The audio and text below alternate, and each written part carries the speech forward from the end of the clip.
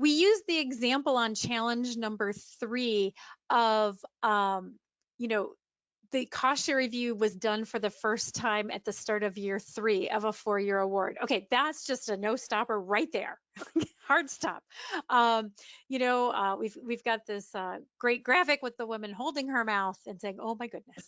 Right. This is not when you want it to start. When we think about daily management and we combine that with roles and responsibilities of who's responsible, I'm going to always say that it's never the research administrator's primary responsibility. They're not accountable for the cost share to be met, but they do have an awful lot of information that helps that cost sharing commitment be met. Whether that's knowledge of the project about how it's kind of progressing, how much is being posted to cost share to that point.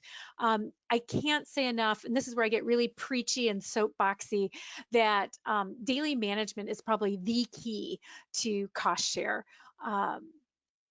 If it's not being monitored the same as a sponsored funds, and so one of my big things to say is cost sharing is just an internal sponsor. Right? It's no different than the requirements on an external sponsor. You still have to meet your commitments. You still have to follow the same financial requirements. It's just treating it as an internal sponsor. So when we think about, there's a couple ways we wanted to just mention about this sort of daily management and with the ongoing challenge, right? We called it ongoing because it is day after day after day. So on the next slide, we have that the management of that through the life cycle is key, right?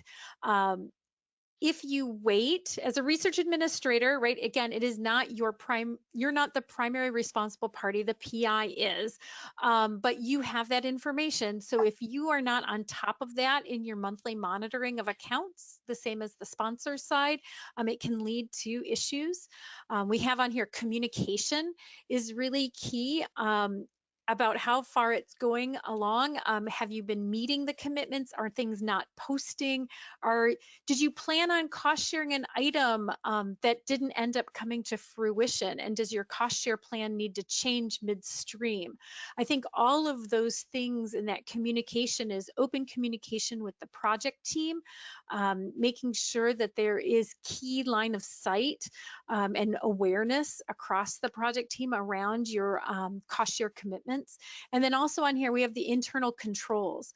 Now, the internal controls could be at a campus level, watching and making sure that there's a check-in on the cost share process. I will say in ours, we don't have that type of oversight. It's not micromanaged. I think that's the best way I can say it. They're looking at it mostly at the closeout stage to make sure we met the cost share commitment we made, so that internal control may be within the unit about what the expectations are and whether you have a policy that you must follow or a practice that you should follow. That's something you might want to look at for your own unit to talk about whether a practice should be in place to make sure that there is consistent and constant monitoring of that cost share. It's hard to overstate the importance of one brief slide, right? So when we talk challenges, this is it. Are you doing this on a regular basis to make sure that reporting is going to work out in the end, or are there going to be issues at the end because no one was watching it?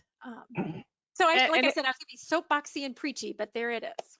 Nope, and it's also important to note that, with cost share, it's a cost share budget, and your sponsor may say, I want to rebudget. And if you're not looking at it until the end, you're going to probably end up doing one of those after the fact rebudget prior approvals. Retroactive prior approval.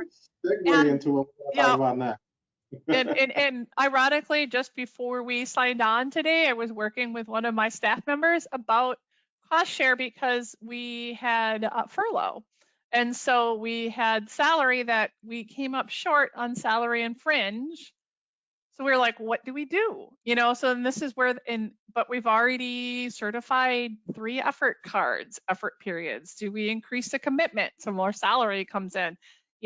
So we were just like, so that's a lot of extra work to fix for a small, to just kind of come up with that dollar amount. But luckily in this case, the sponsor, we feel, will be fine with a small amount and will let us use unrecovered F&A. So I always say unrecovered F&A is our saving grace when it's allowed.